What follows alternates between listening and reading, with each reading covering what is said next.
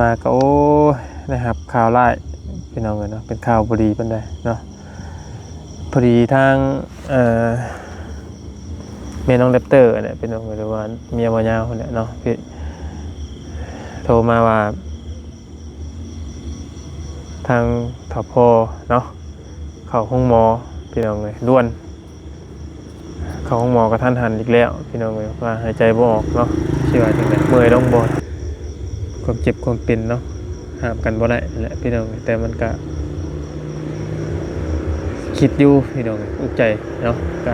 นั่นได้ย่างพี่น้องเพราะว่าจะเป็นเรื่องค่ารักษาอะไรนั่นได้ย่างเนาะสำหรับเอากันตรงๆเลยพี่น้องค่ารักษาบ่อยากมีพี่น้องเพราะว่าก็ลูกเต้าก็ยืมเงินยืมคำนี่แหละซอยกันพี่น้องเป็นได้เป็นซอยก็สิเป็นมื้อนี้นั่นเด้อเพิ่นกินข้าวหลายหมอก็สั่งแล้วว่าอย่ากินหลายเด้อค่อยๆกินแบบว่าบ่ให้กินหลายนะบ่ให้กินแบบพอแต่อันนั้นเพิ่นคนกินข้าวหลายจะกินพออยู่เนาะแม่นใส่เต็มถ้วยเลยนี่แล้วไปนอนบัดนี้นอนแล้วบัดนี้มันแน่นนะมันจะบ่กินอิ่มแต่มันแบบ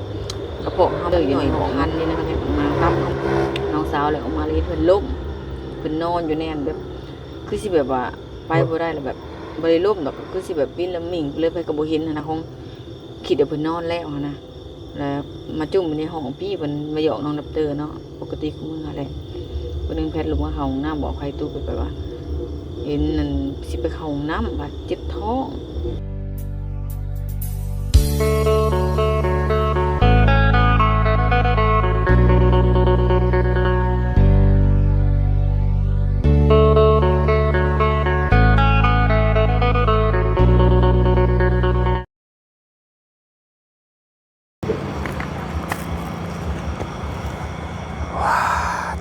พี่น้องกันเนาะ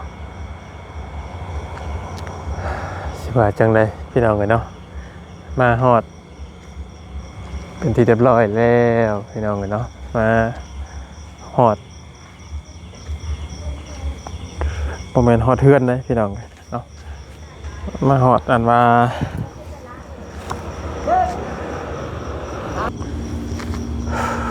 เมื่อยมานี่โมเมนต์มาฮอดเทือนเลยพี่น้องเลยเนาะมาฮอดห้องหมอพี่น้องเลยเนาะก็บังกัน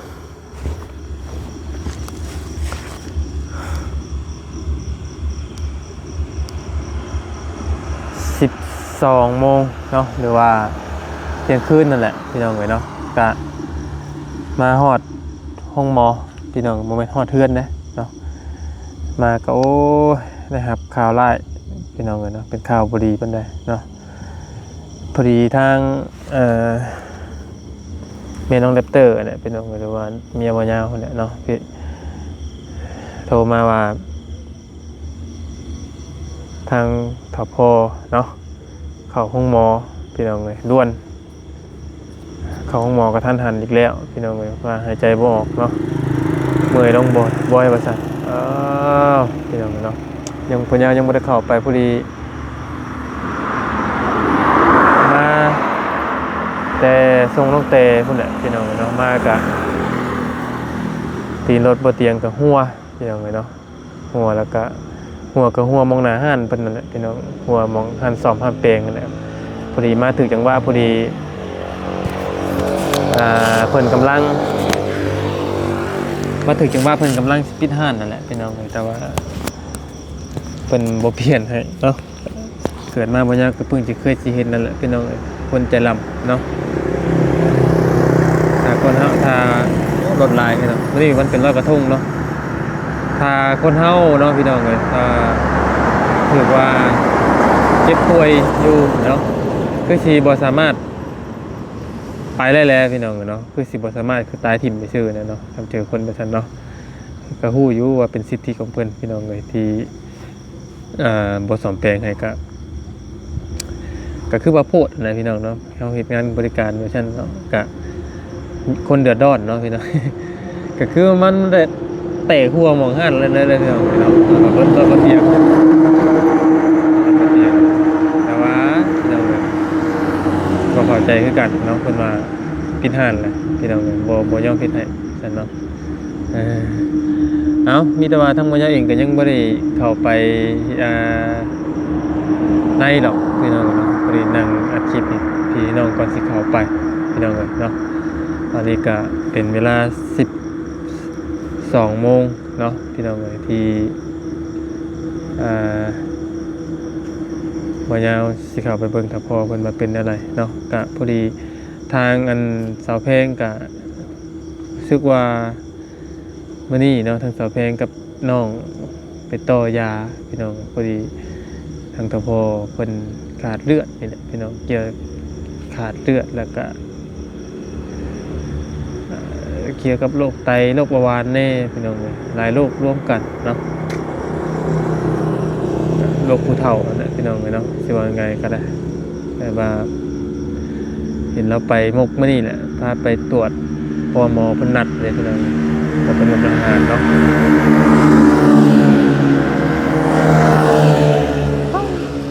เสียงรบกวนนิดนึงเด้อพี่น้องเนาะผู้หญิงอย่างคือมาขับรถไวแต่เนาะผู้หญิงเลยพี่น้องขับรถป๊อดโตพอดีมีงานพี่น้องมีงานลอยกระทงเนาะมื้อนี้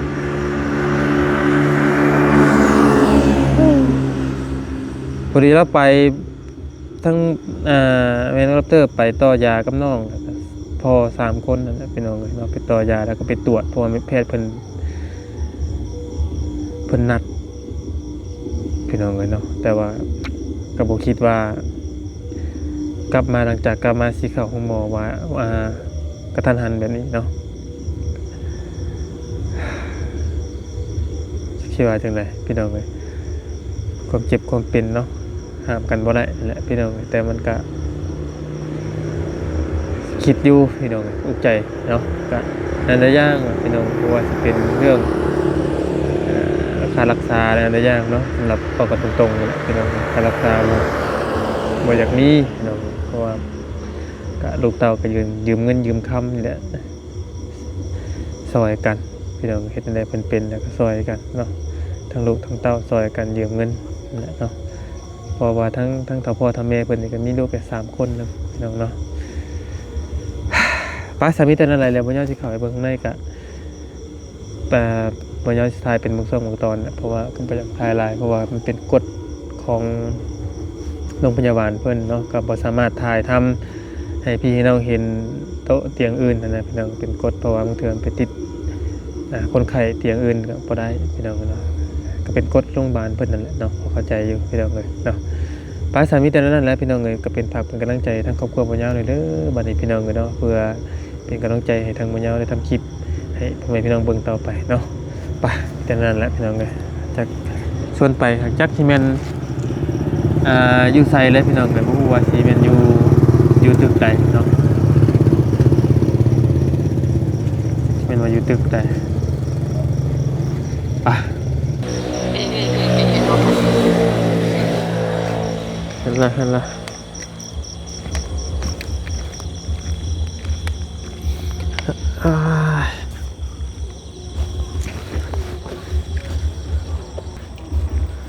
เสียงเพลงตึมอยู่พี่น้องเนาะมาก็ยังไม่ได้พักผ่อนทำได้พี่น้องเลยเนาะมาแล้วก็มาของหวานต่อเนาะผู้ไปเที่ยวการเที่ยวงานเนี่ยก็โอ้ยหมดละพี่น้องไปเนาะแต่ผู้มาห้องหมอโรงพยาบาลสิกะมีความโศกความเศร้ามีความอุกใจละพี่น้องเลย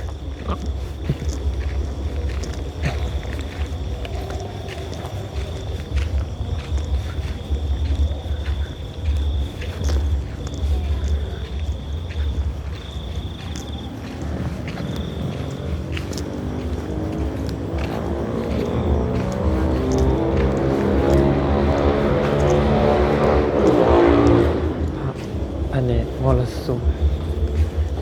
ผ่าตัดมาดีเด้อใช่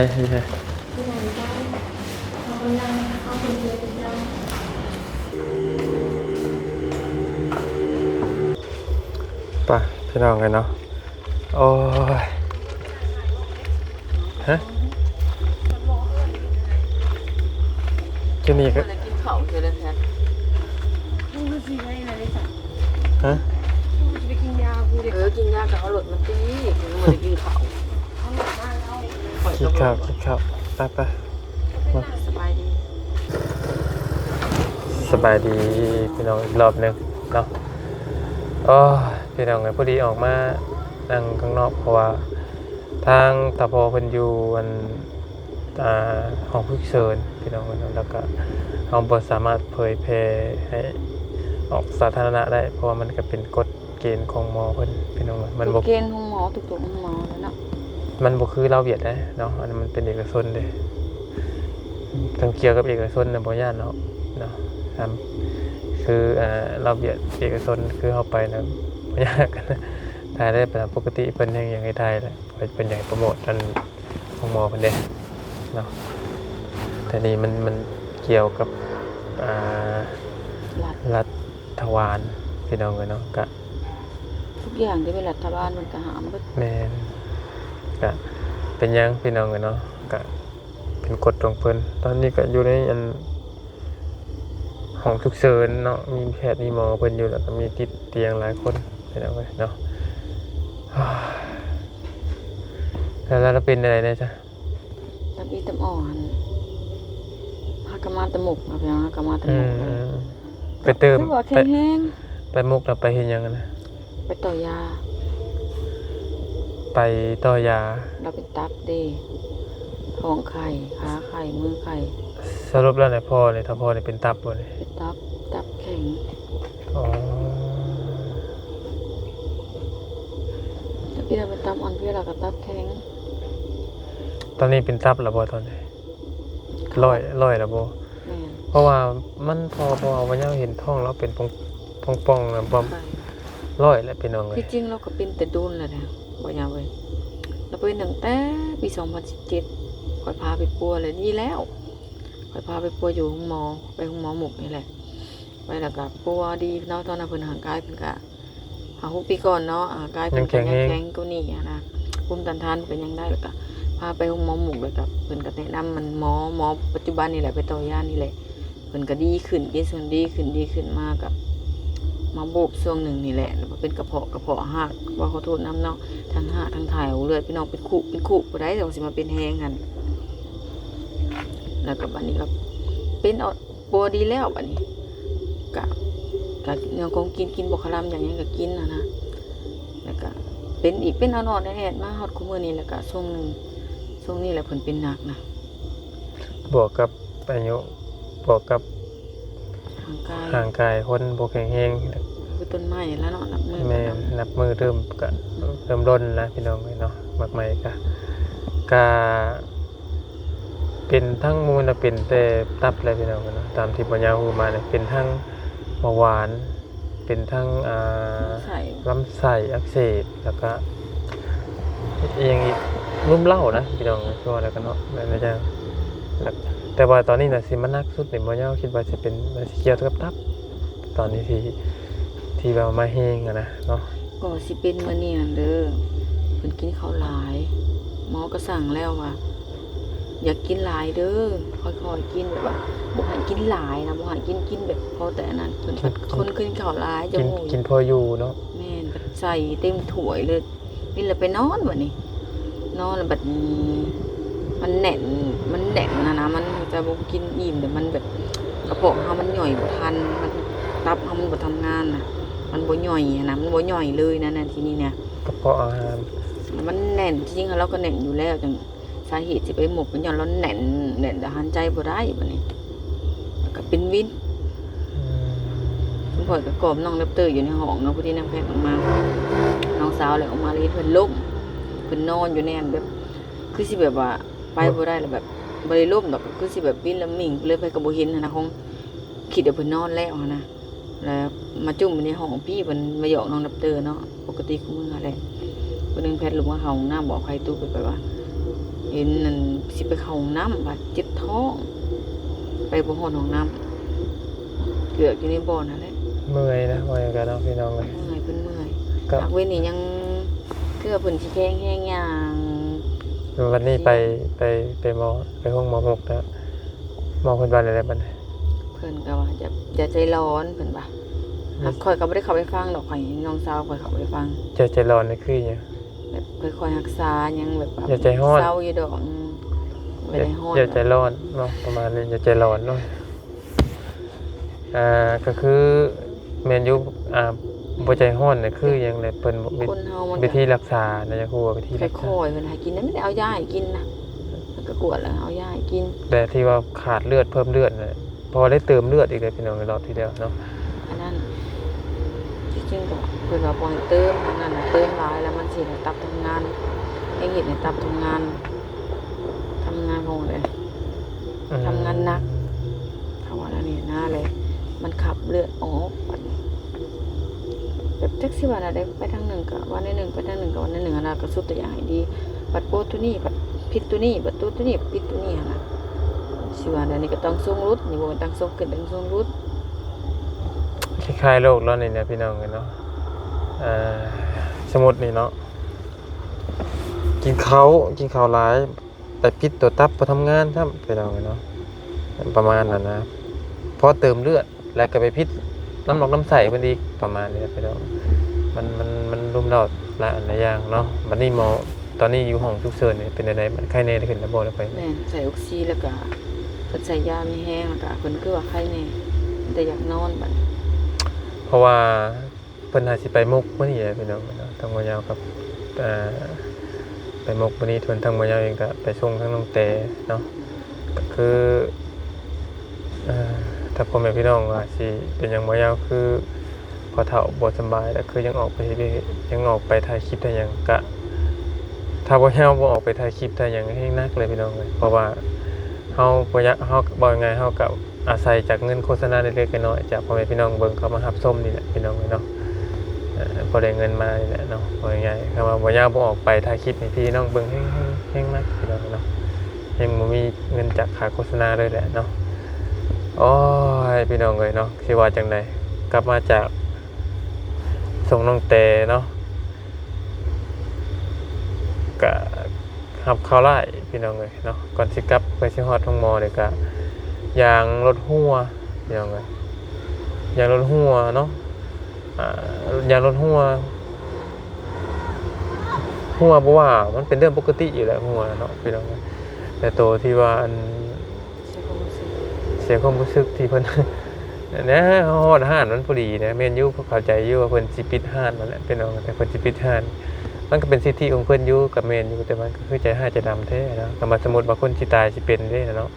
ซอยเฮาบ่ได้บ่เนาะแบบว่ามันบ่ได้มีหยังนะแค่คันหรือว่าใส่ยางอะไรเฮาก็ยังดีนะพอได้กลับมาเทื่อก่อนมีแต่ว่าคำเดียวเลยว่า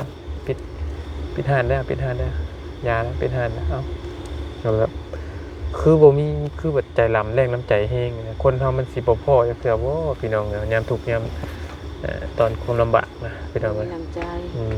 เพราะว่าเฮาทางไกลเด้ แม่ถ้าเกิด อีกอย่างมันก็คืนๆแน่นะ คือก็ยังยกตัวอย่างคือนี่นะนี่คำว่าคือเนาะติดรถบ่เตียงแล้วบ่ มีสักวัน บ่แตกเนาะสมมุติว่าติดแล้วแตกแล้วก็สมมุติว่าเพิ่นเปลี่ยนยางให้ใบนี่บ่ยาวก็มาฮอดหาทั้งลูกทั้งเมียหรือว่ามาหาทั้งพ่อเฒ่าอาจจะมาทันช่วงตอนที่พามาห้องหมอก็ได้พี่น้องเนาะอันนี้ครับคนเฮาสิเป็นสิตายใช่นั้นน่ะพี่น้องก็มาบ่ทวงบ่ทันก็มีส่วนอยู่เลยพี่น้องเลยก็คือใจดำแท้นะเนาะคือใจดำแบบนี่ก็โทรหาจอยกัน น่ะสิองค์สงสารเท่านี้นะแค่เรื่องเปลี่ยนยางคันเล็ดๆๆๆน้องให้ชื่อนะพี่น้องเนาะ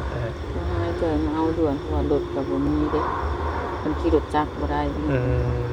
ป็นหนังจักรบ่ได้นะจะเอารถใหญ่มาโทรหาน้าบ่าวเป็นก็นอนอยู่เลยลูกชี้หูชี้ตา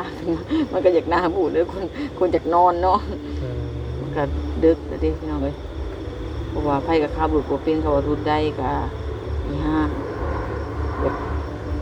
ขับบ่เป็นนะคนในเรือนก็ว่าสิเฮียนอยู่ได้มีแต่บ่ได้เล็งมา บ่ได้เนาะเรียนบ่ได้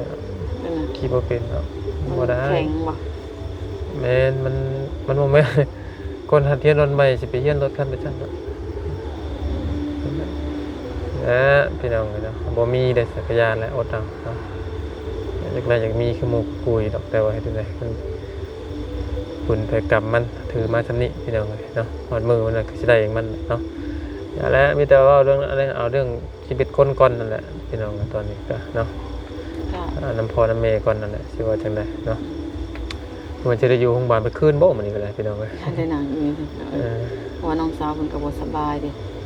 อืม สบายก็ยังบ่ได้กินข้าวเดี๋ยวนี้หิวข้าวอยู่เนี่ยเพราะว่ามาแต่อันนั้นก็เล่นเขาเฮือนบัดนี้ อืม ว่าสิออกไปกินเด้พี่น้องกำลังสิออกไปกินแล้วพอดีอันอาบน้ำยังกล่อมน้องรับตื่นแล้วแบบเฮ็ดเวียกแล้วอะนะเดี๋ยวมาก็กำลังสิออกไปกินพอดีน้องมาเบิ่งด้วยพ่ออีว่าพอดีหามกันมา ชารักษาพวกกินอีกก็เบิดหลายล้านเลยพี่น้องเนาะมา หมื่นปลายกับ20,000พุ่นละพี่น้อง มารอบนี้อีกว่าได้ เด็กเบิดหลายนี่มายังบ่ได้หลายนั่นแหละนี่ไปหมกอีกแต่ละเดือนมันก็จำเป็นเนาะเฮ็ดได้ซะเจ็บเป็นเฮาก็บ่ได้อยากเป็นดอกบ่มีก็เคาะใส่พี่น้องเอ้ยเจ็บเป็นเฮ็ดได้ ยืมขายนั่นขายนี่แหละพี่น้องเนาะนั่นแหละจำเป็นเด้ เคยถิ่มได้เนาะสมัยพอจำเป็นพี่น้องเอ้ยมีหน้าก็ขายหน้า บ่มีแหละ บ่มีหน้า มี ก็ หน้ามูลหน้ามังข่อยไม่เดียวนะ บ่ได้ขายดอกอย่างเนาะบ่มีก็ยืมใส่เฮ็ดได้ซะ คู่หายืมใส่แหละเนาะพี่น้องเอ้ยอ่ะแต่ว่าเวลาตีเรื่องเรื่องจักพี่น้องตอนนี้ก็มาฮอดกะเลือกแหละเนาะมาเจอเรื่องข่าวร้ายอีกพี่น้องเอ้ยเนาะจักว่าเฮ็ดเพียงมาเนาะคิดหมู่ไปเที่ยวงานลอยกระทงแซวม่วนพี่น้องเจ้าของเข้าโรงพยาบาลมีแต่ความโศกความเศร้า จนถามเลยคือที่เอามาดูเถอะมีได้ไปเอายา อืม คือที่เอามาดูเถอะเฮ็ดได้ซะเฮ้ยว่ะมันเป็นแล้วก็บ่ได้อยากมาว่ะ บ่จำเป็นบ่มีไปอยากมาเนาะพี่น้อง ก็ปกติเพิ่นถามมานะว่าเป็นหยังคือที่เอามาดูแท้ก็ออกได้เนาะบ่ฮอดเดือนซ้ำ เออ มาอีกแล้ว บ่อยากมาเรื่อยหรอกพี่น้อง ใครแต่ว่าเพื่อนใกล้ห้องหมอไปดอกเว้ยใครแล้วเฮาขี่รถจักรไปมามันก็เปลี่ยนกันไปเปลี่ยนกันมากันคือตอนพอบ่ยาวเนาะมาตก เนี่ย จนเหลืองพู้นแหละ เพราะมันไกลนะ มันไกลแล้วก็มันก็การอยู่การกินการนอนมันก็ยากอันนี้ก็ไก่เรือนแค่นี้เปลี่ยนกันเมื่ออาบน้ำเปลี่ยนกันเผา อืม ยังไง ถ้าใจก็อยู่พี่น้องกัน อืม ถ้ามีเงินมีคำก็รักษาได้ดีพุ่นแหละแต่มันบ่มีเนาะอืม เผาก็ได้แต่ว่าเอาหลุดมาก่อนไปซื้อเขาวมันยังไม่ได้กินเขาวจะเป็นแล้วค่ะ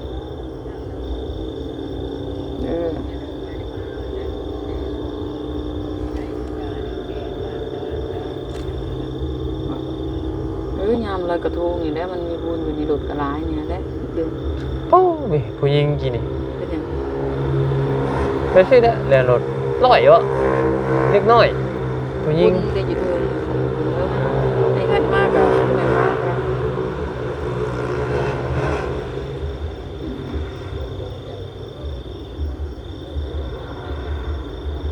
จะเป็นแต่เผาแล้วมันก็บริโนอนแล้วตื่นแต่เช้าๆไปหมก ก็เหมือนกันอยู่ดอก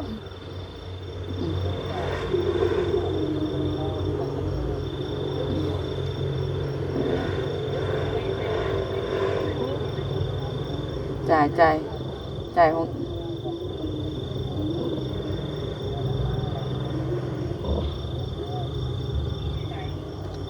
มาก่อนไปหากิน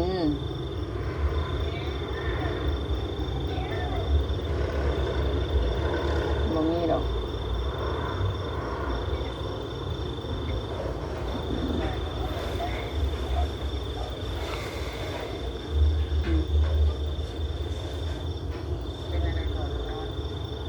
เขาอยู่นอกแล้วนั่งอยู่นอกจะนั่งเข้าไปจะหน่อย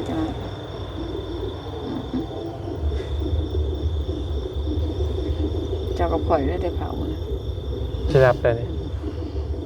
ตื่นแต่เช้าอยู่ได้ขอกะ